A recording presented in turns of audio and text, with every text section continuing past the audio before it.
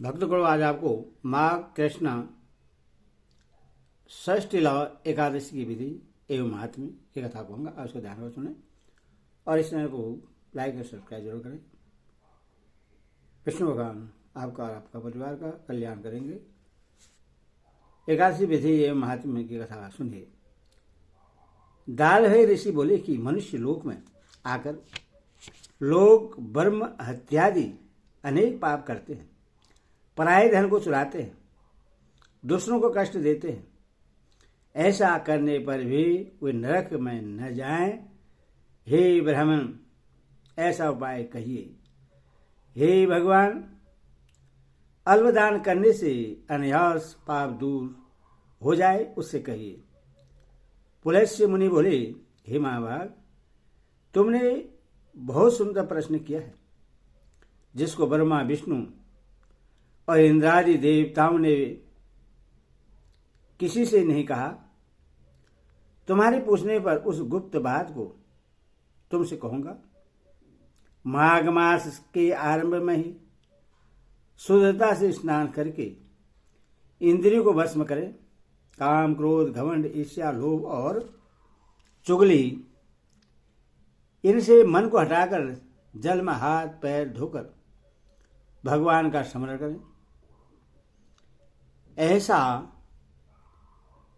गोबर ले जो पृथ्वी पर न गिरा हो, उसमें तिल और कपास मिलाकर पिंड बना लें। उनके 108 पिंड बनाएं।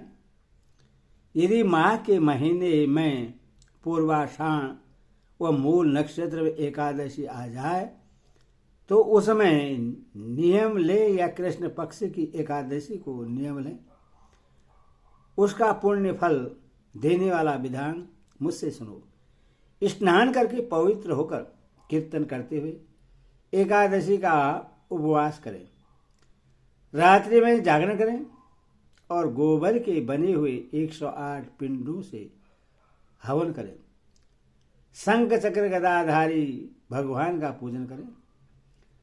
चंदन अगर कपूर चढ़ावे, बूरा मिला हुआ नैवेद्य चढ़ाकर बारंबार श्री कृष्ण का नाम स्मरण करें। हे विपेंद्र, पेठा, बिजौरा और नारियल आदि से पूजा करें। यदि इन सब का अभाव हो तो सुपारी ही श्रेष्ठ है। फिर आगे अर्घ्य देकर जनार्दन का पूजन करके प्रार्थना करें। हे कृष्ण, आप दयालु तथा पापी को मोक्ष देने वाले हो। हे परमेश्वर, संसार सागर में डूबे हुए प्राणियों पर आप प्रसन्न हो। हे पुंडरीकाक्ष विश्व भावन, आपको नमस्कार है। हे सुवर्णमय, हे सुब्रह्ममय, हे जगतपति, मेरे दिए हुए अर्घ्य को लक्ष्मी समेत स्वीकार करिए। फिर छत्र, उपानह और वस्त्र ब्राह्मणों को देकर पूजन करें। जल से भरा हुआ कलश दें और कहें कि श्री कृष्ण भगवान मेरे ऊपर प्रसन्न हो। हे द्विजोत्तम, काली गौ और तिल पात्र अपनी शक्ति के अनुसार उत्तम ब्राह्मण को देना चाहिए। हे मुने, स्नान और भोजन में सफेद और काले तिल उत्तम है, इसलिए यथाशक्ति ब्राह्मणों को भी देने चाहिए। तिल से स्नान, उपटना, होम, तर्पण, भोजन और दान करें। ये 6 प्रकार की विधि पापों का नाश करती है। इसी से इस एकादशी का नाम षष्ठीला है। नारद जी बोले, हे कृष्ण, हे भक्त भावन, षष्ठीला एकादशी से क्या फल मिलता है? यदि आप मेरे ऊपर प्रश्न हैं तो इतिहास समेत मुझसे कहिए। श्री कृष्ण बोले, ब्राह्मण, जैसा वृत्तांत मैंने देखा है वह तुमसे कहता हूं। षष्ठीला एकादशी कथा, एक ब्राह्मणी मनुष्य लोक में ब्रह्मचर्य व्रत का पालन करती हुई देवताओं का पूजन करती थी। वह पूरे मास उपवास करती हुई पूजा में लगी रहती थी। द्विजम, नित्य व्रत करने से उसका शरीर दुर्बल हो गया। गरीब ब्राह्मण और कुमारी कन्याओं को भक्ति से वह अपना घर तक दान करके सदा व्रत करने लगी, जिससे वह बहुत दुर्बल हो गई। उसने अन्नदान करके ब्राह्मण और देवताओं को भी त्रिव्रत नहीं किया।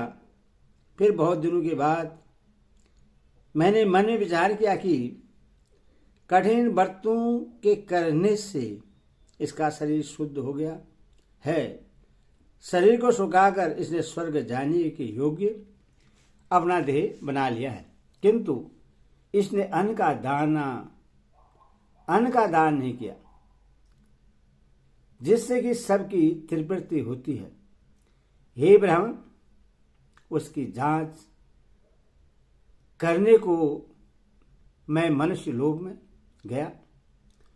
भिक्षु का रूप धारण करके भिक्षा प्राप्त लेकर ब्राह्मणी से भीख मांगने लगा। तब ब्राह्मणी बोली, हे ब्राह्मण, तुम कैसे आए, सो मुझसे सत्य कहो। फिर मैंने कहा, हे सुंदरी, भिक्षा दो।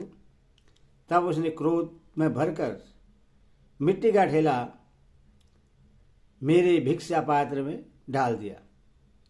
महान व्रत करने वाली वह तपस्विनी व्रत के प्रभाव से देह समेत स्वर्ग में पहुंच गई और मिट्टी के पिंड दान करने से उसको एक सुंदर घर भी मिल गया, परंतु उस घर में अन्न और धन नहीं था।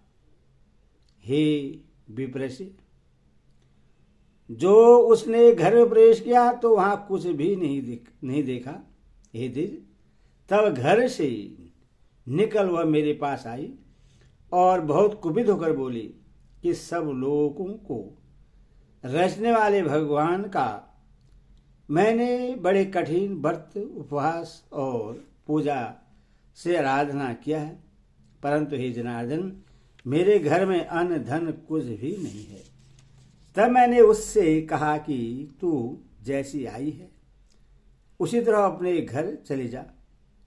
देवताओं की स्त्रियां कौतूहल के बस तुझको देखने आएंगी।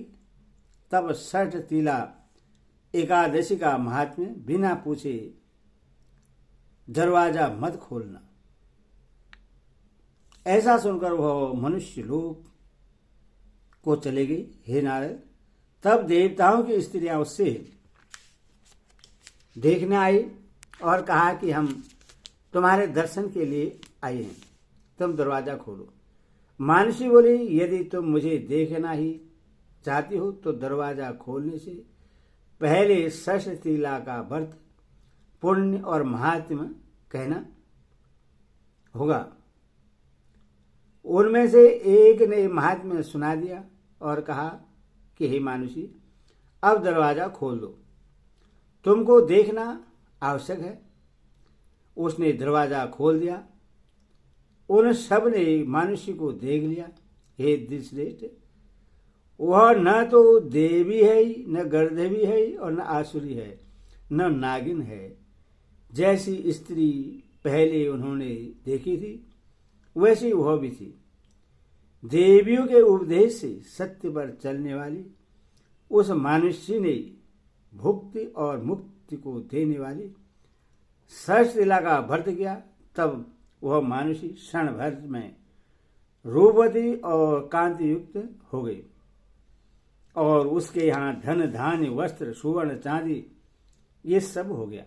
षष्ठ लीला के प्रभाव से सब घर धन धान्य से पूर्ण हो गया। लोभ के बस होकर बहुत तृष्णा नहीं करनी चाहिए।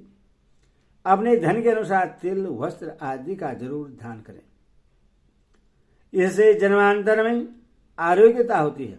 हे द्विजश्रेष्ठ, षष्ठ लीला का उपवास करने से दरिद्रता, मंदभाग्य और अनेक प्रकार के कष्ट नहीं होते।